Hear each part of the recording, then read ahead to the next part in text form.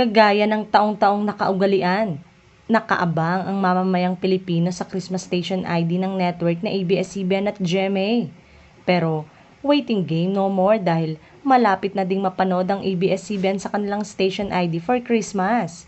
Ngayon pa lang ay excited na ang kapamilya sa kapamilya song na gagamitin sa kanilang Christmas ID. Tiyak umano na ABS-CBN never fails to amaze us. Excited na kami to ang essential every year. Yan ang ilang sa mga komento ng netizen. Samantalang, medyo upbeat naman ang atake ng GMA na kinataas ng energy ng mga Pinoy.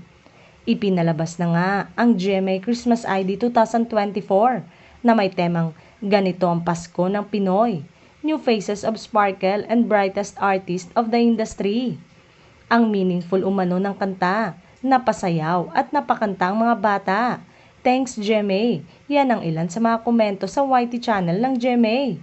Pero hindi na ito ang sukatan ng pagiging panalo sa puso dahil malalaman umano pag lumabas na din ang sa ABS-CBN.